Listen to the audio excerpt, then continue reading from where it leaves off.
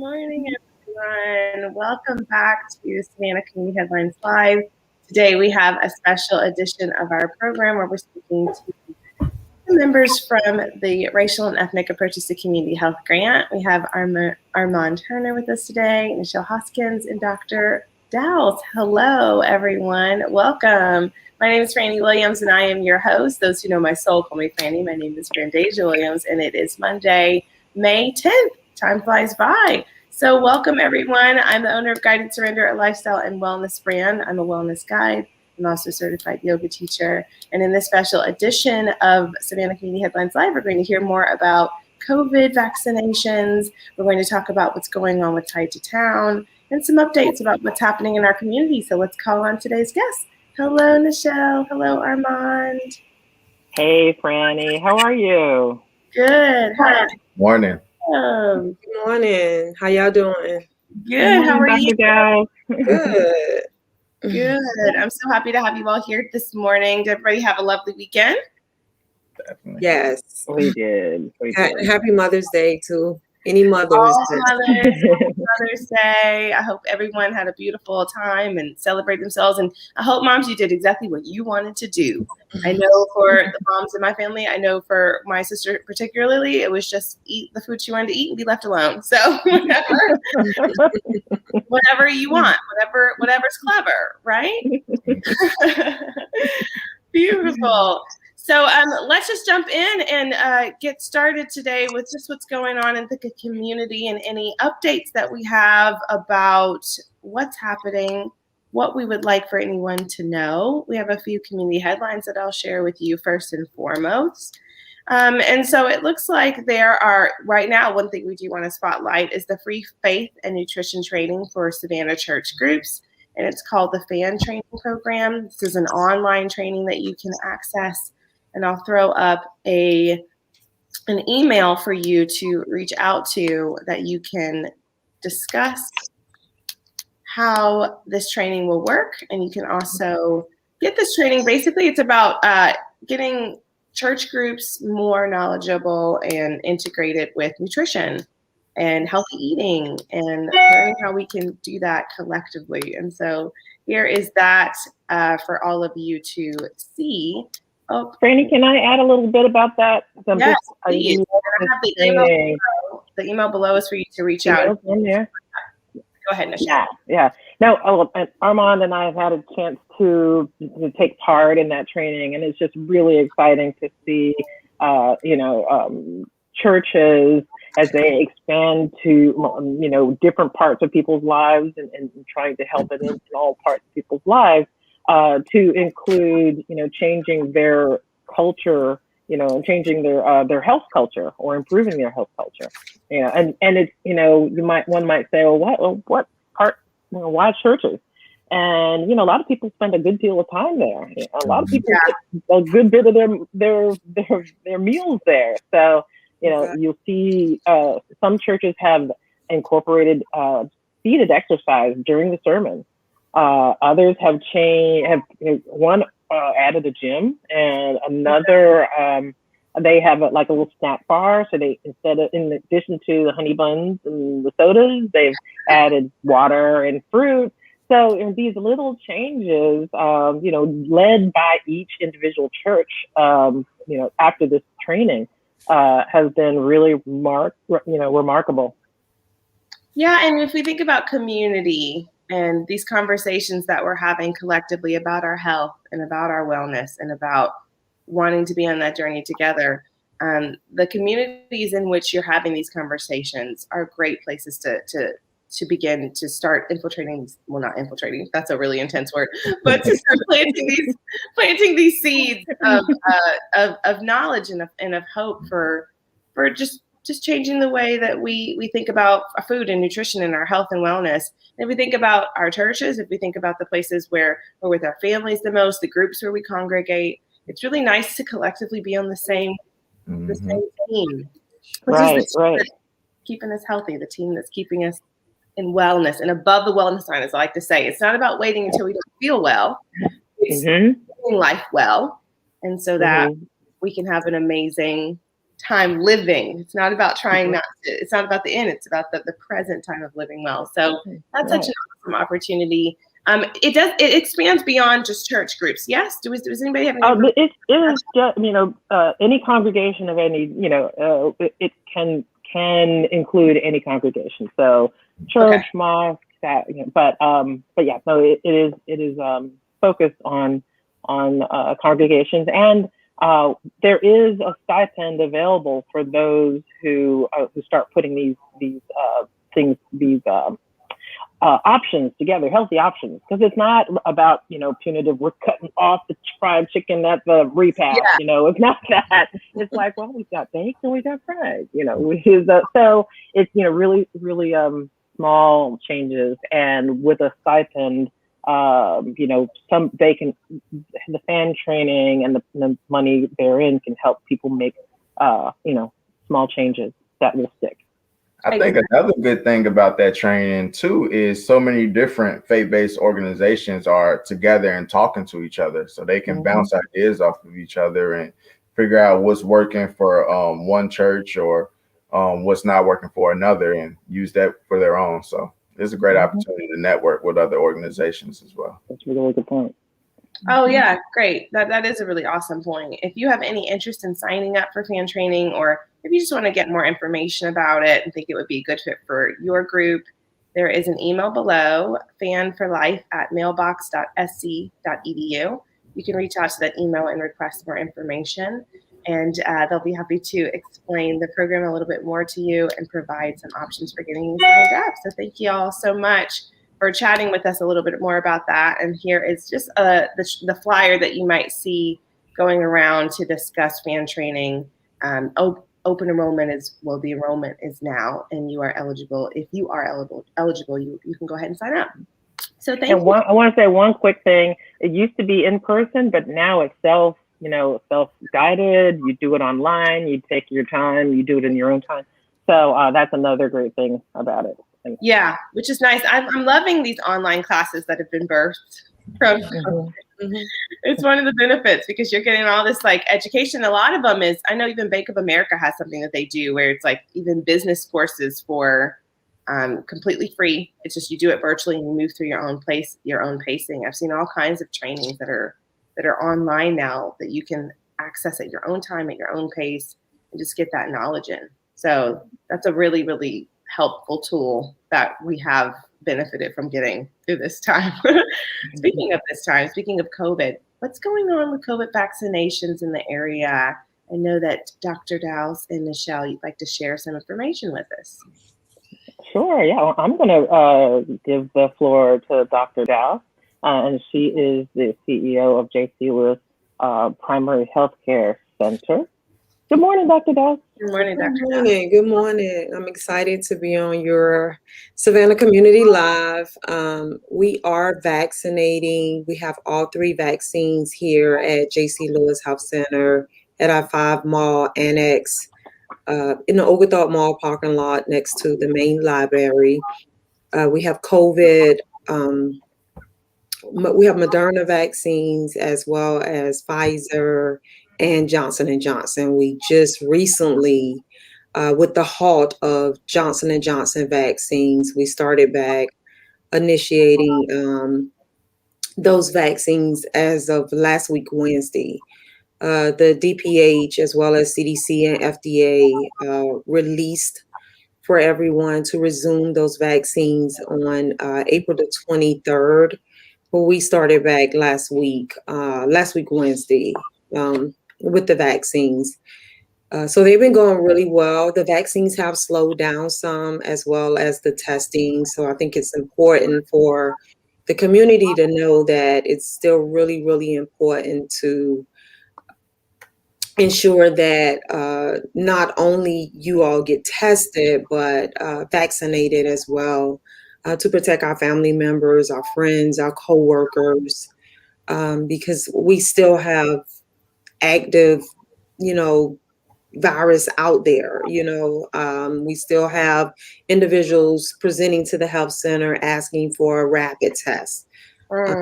rapid tests available as well as the PCR test.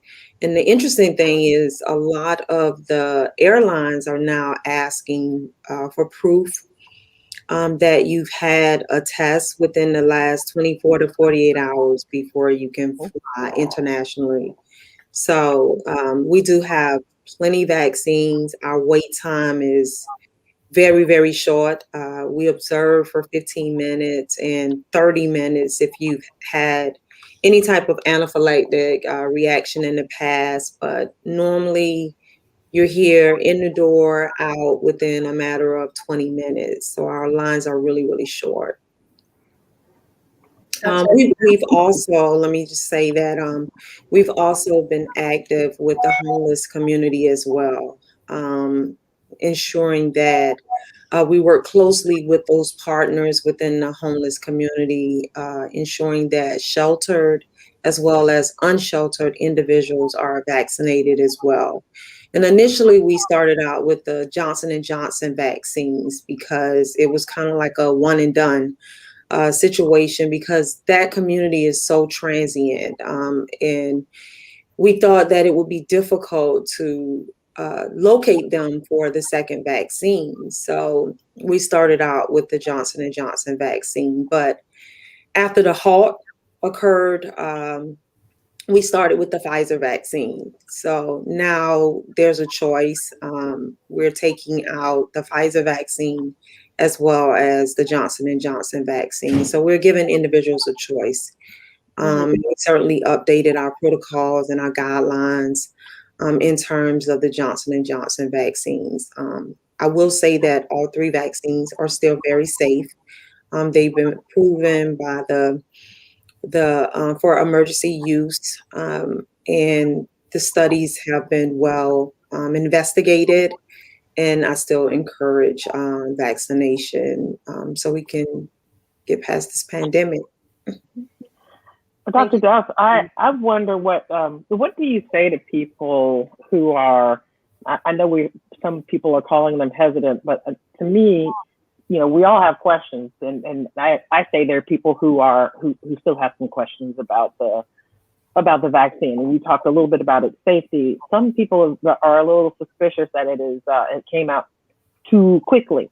Could you explain a little bit about why this safe vaccine was able to come out so quickly? Well, I would say that, and I certainly understand the hesitancy in terms of the vaccine, but I was having a conversation with one of our physicians here, Dr. Bonzo Reddick, and as he explained to me, the messenger RNA, which was used for the Moderna vaccine, those Moderna, Pfizer, Johnson & Johnson, those companies have been around a very long time. And a lot of the things that they use for those vaccines have been studied like way back 10 years ago.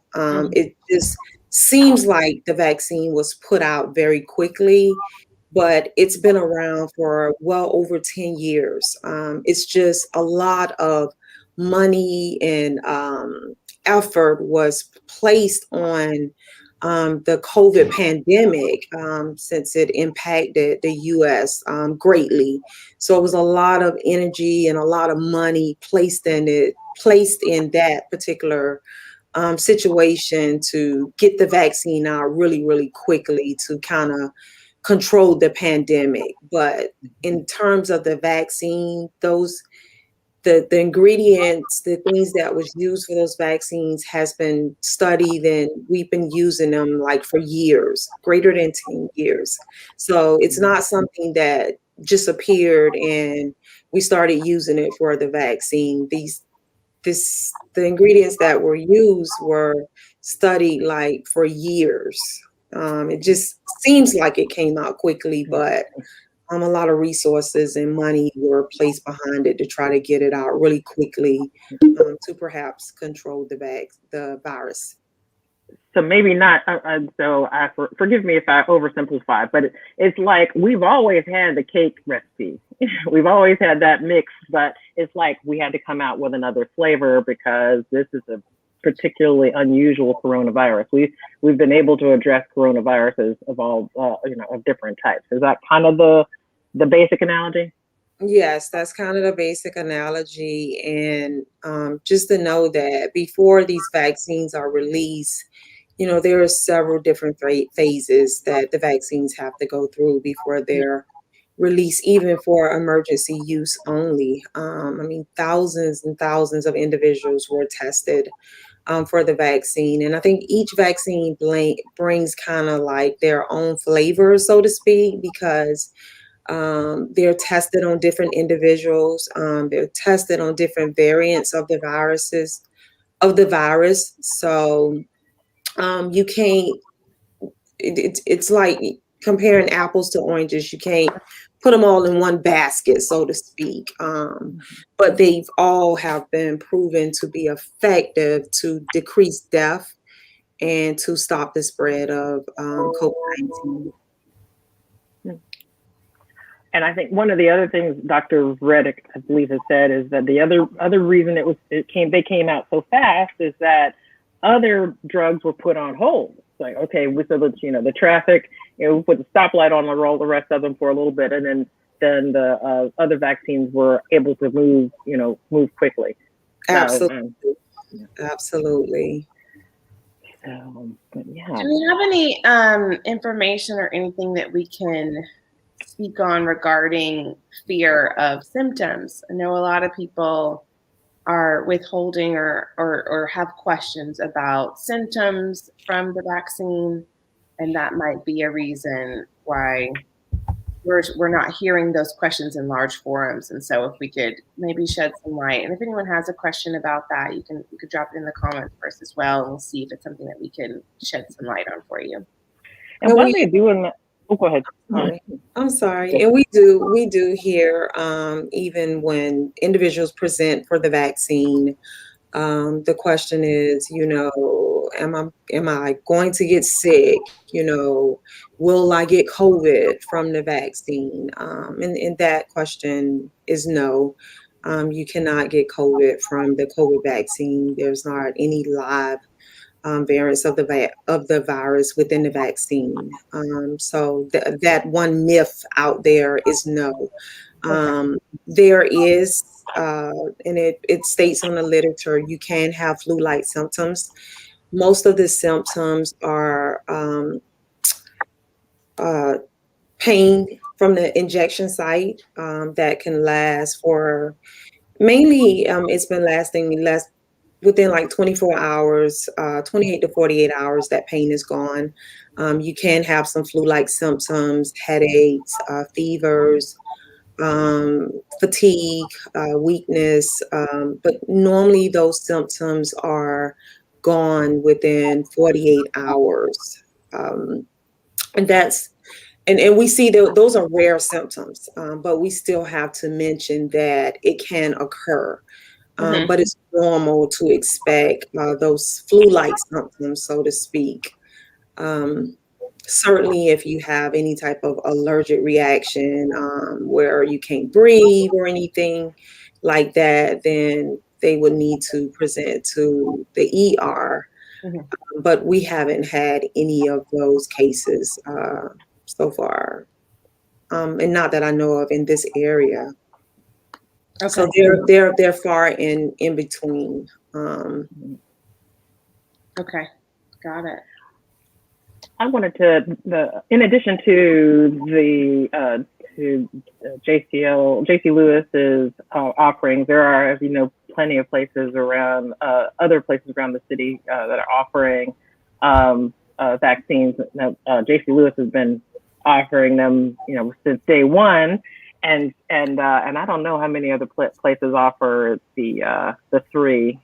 all three. And I want to say, what I was going to say about earlier was that if you haven't been by the new JC Lewis Health Center, please take a look. If you're old Savannah, you've been here from way back, you'll know it as the old Thompson Sporting Goods building, and it's been completely renovated. It is so shiny new, and just a pleasant place to be lots of turnover, so you don't have to, wait around. So just wanted to mention that because Dr. Douse probably is not going to brag about it, but I can. and although Dr. Douse has been with the organization for some time, she recently about 6 months ago, became CEO. Is that correct? About 4 months ago now. 4 months ago? Okay. Thank you. As of December the 7th, I became the CEO of the organization. I've been with JC Lewis for 21 years. My background is nursing. I have a doctorate in nursing. And that's my passion. But my passion also is to ensure that that I'm here for the community. And so I've always been in community health throughout my 21 years of working for JC Lewis and over 25 years of working in the healthcare field. It's always been within the community. Wonderful. That's awesome. Thank you so much for sharing that, Dr. Douse, and for coming on to be available to assist us with this hub of information. It's always nice to have a point of contact and for it to be on the heels of your new accomplishment. So yay, thank you so much. I did wonder, for those who are curious about the different types of the different options that they have for vaccines, are they able to choose which one they want to get, or is it site specific? As far as JC Lewis, they're able to choose. We on our website, some days we give, we would give out the Moderna and the Johnson & Johnson vaccine in the mornings, and then in the afternoons we would give out Pfizer and the Johnson & Johnson vaccine. So you're able to select the day and time that works for you. So we try to switch it up, but you're able to choose which day and time that you would like to receive the vaccine. Lovely. Okay. I would say that for individuals that are between the ages of 16 and 18, the Pfizer vaccine is the only vaccine that has been proven for that age group. And we do have that vaccine available. I know there's not a lot of places that have it available, but we do have that vaccine available. And I don't have a lot of information, but I'm hearing that pretty soon, if not this week or next week, they're looking to release that vaccine for the ages of 12 to 15 years old. But as we get that information, we'll certainly put it out on our social media outlets. And we do have that vaccine available here at JC Lewis. And individuals have a choice. Okay. Well, I mean, and it's new information that starting at age 16 with parental guidance and with parent permission, they're allowed to come and get the vaccine. Exactly. Okay. I just want to add a couple other tidbits. There will be a vaccine clinic at MedBank. Let me switch over to get that address. It is on 65th Street. It'll be on Saturday, May 15th. And Franny, I'll give you some information to put in the crawl. Okay. So that there will be Spanish speaking volunteers to help those who need it. And this is on Saturday, and I'll give the details later. And there's also the ongoing mass vaccination sites that are, I think some of them have reduced the number of days they're operational. And that's part of the city and county's Know the Facts, Get Your Vax campaign. And that address is COVID Vax Dial 311. And I'll give that to you as well. Okay. Yeah. We'll put that up for you to see. And if anybody has questions about that, please feel free to drop us a comment. We are looking at your comments, and this is a water cooler conversation. So we're all sitting by the water cooler, allowing us to have a conversation about what's going on in the community in this particular day, talking about the update to COVID vaccinations and making sure that you have all the information that you need and want to be able to access a vaccine or to get more information about a vaccine. I am going to put that website up below. That's going to give you the opportunity to look more into the 311 campaign and be able to access that. So that is about to be below. It's below. It's covidvaxdial311.com. And the one on Saturdays from 1 to 4 at 836 East 65th Street, Suite 12. Okay. And of course, it's in Savannah. And I put that in the chat too. All right. I'm dropping that information for you in our live comments if you would like to take that information for yourself. Dr. Douse, are you guys ever open on Saturdays? Just curious. We are open on Saturdays from 9 to 12. 9 to 12. Normally, our vaccinations are scheduled on Saturday. Those events are pre-scheduled. We're not vaccinating currently on Saturdays, mainly Monday, Tuesday, Wednesdays, and Thursdays. If anyone is interested in getting their vaccine here at JC Lewis, they can go on our website at www.jclewishealth.org and register online.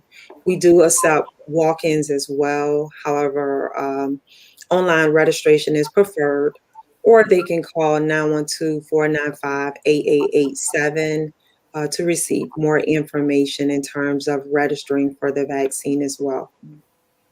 I want to say one quick thing. I know Armand got a whole bunch of talk to tell us about, but I wanted to say something about registration because that can be a kind of a sticking point for some folks who are, again, reticent about many things about the vaccination.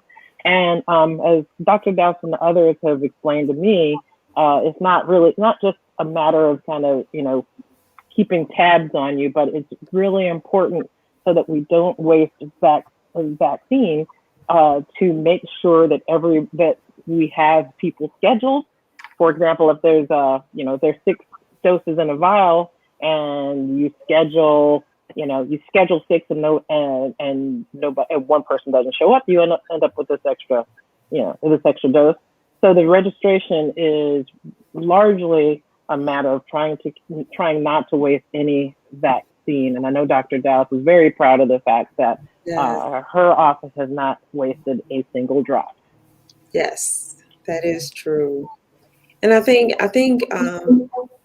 if anyone in the community is interested in setting up a COVID vaccine drive, JC Lewis we do work closely with the community. We work with several different churches, several senior living facilities, also as well as the Coastal Health District. So we do schedule to go out within the community to vaccinate individuals. So we'll take out our mobile unit as well as the vaccines. So know that if there's any churches or civic organizations or any organizations out there that are interested in having JC Lewis come on site, if they have individuals, at least 50 or more, we will bring out a team and vaccinate those individuals. And if they choose to get the Moderna vaccine or the Pfizer vaccine, we would schedule to come out for a second day to get that second dose. Lovely. Dr. Douse, if you don't mind popping that information for how we can get the community connected to JC Lewis, and we can get that put up for everybody for you to see, and you can call or visit and get your vaccine scheduled if that's what you'd like. So if you type it where I put here, and then I will put that into the stream. Nichele or Dr. Douse, any other information that you'd like to shed light on about COVID Vax or the 311 campaign or JC Lewis before we move on over to Armand? Armand, take it away. And I'm going to, just for everybody, to follow up with what Dr. Douse was saying, if you'd like to contact JC Lewis or head there for a vaccine or would like to go and look for some vaccine information, here is that information for you to view, and feel free. I'll leave that up for a while and I'll put it in the chat for you so that you can have that information readily available. Thank you so much, Dr. Douse, for that information, and Nichele for sharing that. We are going to let Armand take it over. He has some information for us from us, some announcements for us from Tied to Town and what's going on in the community about keeping everybody active. Armand, take it away. Yeah. Also with that, it's just so important for the younger age group to get vaccinated too. Last time I saw the stats, we were kind of lacking in that 30 and under. So I really hope we can encourage more people to get vaccinated, especially with all these, opportunities we have now for that to happen. But on my side of town, um, one cool thing that's been going on specifically with Tide to Town, and of course, Tide to Town's that big 30-mile walking and biking trail network that I'm always talking about. You can find more information on what it looks like at tidetotown.org. But what we've been focused on recently is more community outreach.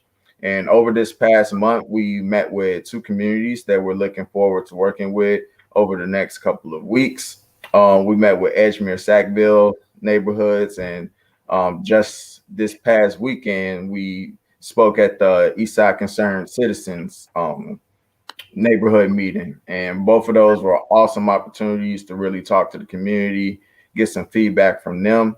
And what we're planning on doing is partnering with these neighborhoods to do what we call neighborhood safety audits.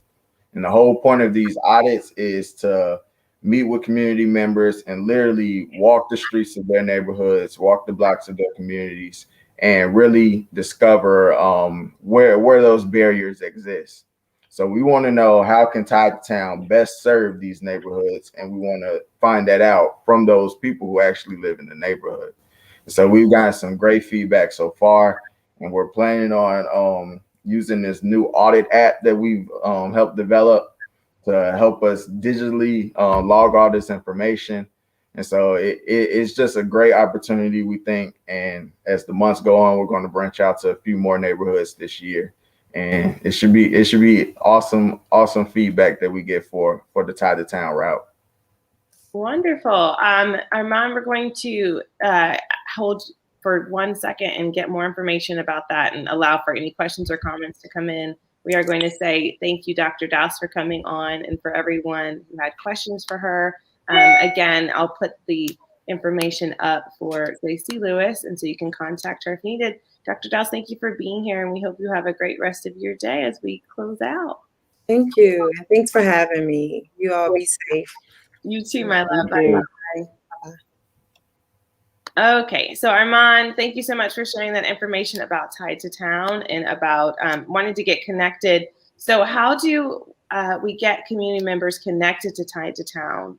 So that they definitely reach out to myself, or you can go to our website and reach us from there. It's tidetotown.org, or even our Facebook page. We get a lot of good interaction on there. But we're trying to reach out to these communities and really construct Tide to Town in the most useful and efficient way, so that we can help the people that need these routes and these biking trails and these sidewalks, so that they can get to church and get to work and get to the grocery store without the use of a car. Yes, and please let us know if you're already using any of the trails, or if you're using any of these routes, or if you have any suggestions that you'd like for Armand and the Tide to Town team. You can comment that in the chat. We'd be happy to join you in the conversation. We do already know that that all of this is working really well, and that it is making a difference in the community. I love talking to Armand about this, because he is no stranger to needing different routes to get to work. Definitely.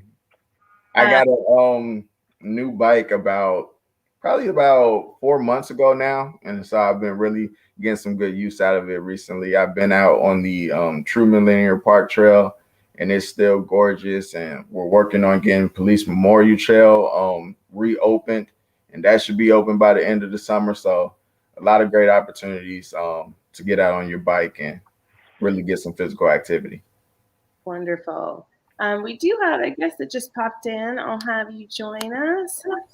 Hello. Your mic is not on. Hello, welcome. Good to be here this morning. Happy to have you. Good to see you. Hi, Armand and Nichele. Hey, happy belated Mother's Day. Thank you. Happy belated Mother's Day. We just finished hearing about COVID vaccinations and all the developments and information that we've had about COVID. Talked to Dr. Douse about J.C. Lewis and getting vaccines there. Armand has shared with us about Tied to Town and wanting to integrate the work that Tied to Town is doing with the communities and making sure that all the initiatives are what the community needs, and then be able to create more of those initiatives. And so we have had the community reach out, connect with us, and share that information with him. Is there anything else that you wanted to share before we head out today? No, it looked like they've caught a really broad scope of everything that we're doing. Just excited to hear more. You know, I work with them every day, and we have these ongoing conversations. And so the work that we're doing is really exciting, and I'm just glad to be a part of it, and to see that we are pushing it out in every way that we possibly can to the community. Awesome. Well, thank you all for being here. Thank you so much for taking the time to listen to us today, to hang out, to be a part of the water cooler. We have these shows the second Monday of every month with our partners of the Racial and Ethnic Approaches to Community Health Grant. And so if you are more interested in, if you continue to have interest in hearing this type of content or hearing from the partners, please join us on the second Monday of every month at 9 a.m. We're also excited and want to thank our streaming partners. And these are all the places that you can find us: the Isle of Hope News, the Hispanic Metropolitan Savannah Chamber of Commerce, Carriage Trade Public Relations, Savannah Community Headlines Live, Marjorie Young's Facebook page, and Healthy Savannah's Facebook page. Again, we had our guests here today with Healthy Savannah and J.C. Lewis. And then we would like for you to join us for our next show. And time is flying by, and the date for that is in June, and I'm not even certain of what it is. So let me pull that for you. I'm so shocked about how fast time is going by. I can't believe it's May. I can't believe that it'll be next month. It'll be our next show here with our partners is going to be June 7th. And so you can join us June 7th for this show. And then for the next show, which is next Monday, will be with I Volunteer, the nonprofit sector. If you'd like to hear from Puna and the team at I Volunteer, they will be on for next week. So thank you all for joining us again. This has been such an amazing, wonderful conversation. It's always beautiful to be able to bring you this information, especially during COVID, when we were in a period of isolation from community. And so doing this allowed us to collectively get back together and to have an opportunity to connect and to share information and to be a hub for information. And so continue to reach out to us in the comments, continue to reach out to the guests that we have on about all the things that are going on, including the fan training that we talked about, which is faith and nutrition for church groups and the funding that is available for that, all virtual program. And if you have any questions, reach out. And so with that, everyone, let's go ahead and say our goodbyes for now, and we will pop back on in June for our next show. Thank you so much for having us. Again, Thanks, everybody. Have a great week. This show, again, is sponsored by Carriage Trade PR. Have an amazing day. See you all next time, and goodbye. Take care, everyone. Take care. Bye-bye.